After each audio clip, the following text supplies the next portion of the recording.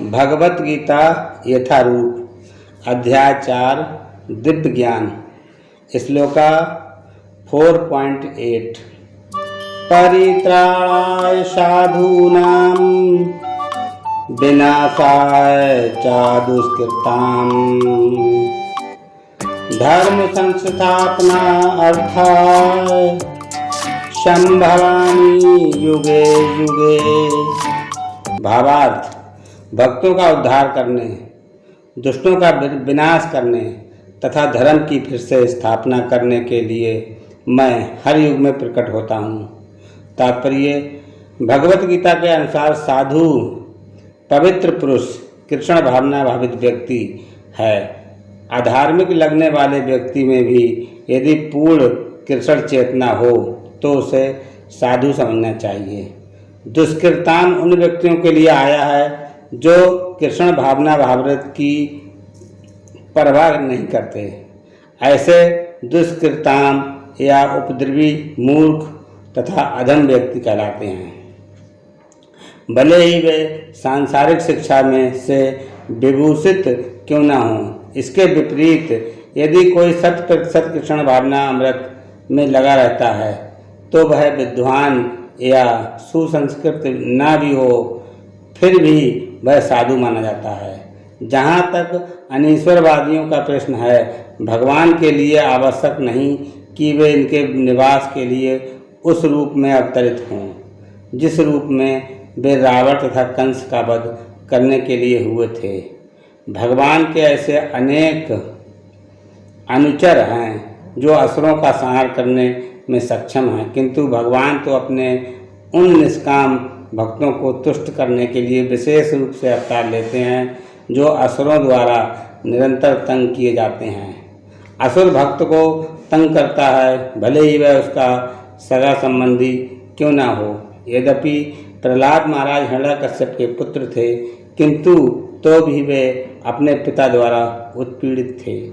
इसी प्रकार कृष्ण की माता देवकी यद्यपि कंस की बहन थीं, किंतु उन्हें तथा उनके पति वासुदेव को इसलिए दंडित किया गया था क्योंकि उनसे कृष्ण को जन्म लेना था। अतः भगवान कृष्ण मुख्यतः देवकी के उद्धार करने के लिए प्रकट हुए थे, कंस को मारने के लिए नहीं। किंतु वे दोनों कार्य एक साथ संपन्न हो गए। अतः ये कहा जाता है कि भगवान भक्त का उद्धार करने तथा दुष्ट असुरों का संहार करने के लिए विभिन्न अवतार लेते हैं।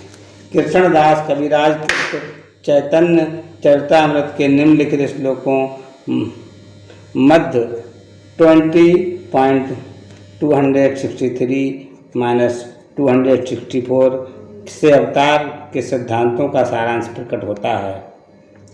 सृष्टि हेतु एई मूर्ति प्रपज्ये अवतरे सेई ईश्वर मूर्ति अवतार नाम धरे।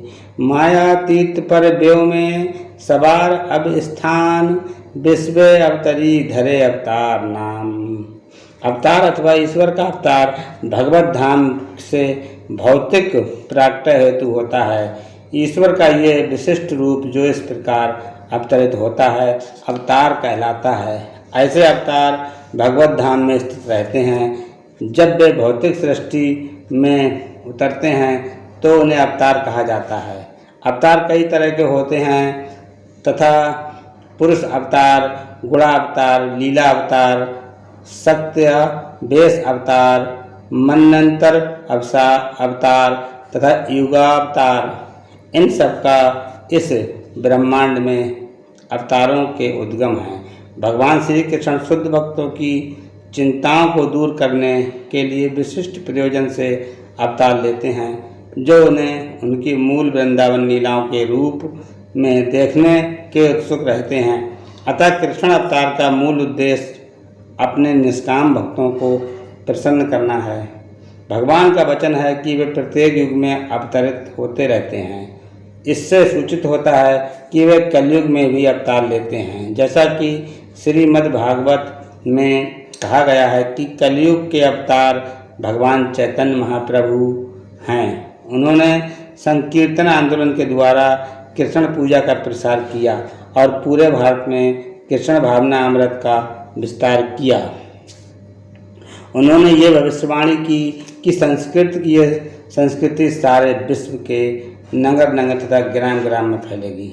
भगवान चैतन्य को गुप्त रूप से किंतु प्रकट रूप में नहीं, उपनिषदों, महाभारत तथा भागवत जैसे शास्त्रों के गुहा अंशों में वर्णित किया गया है।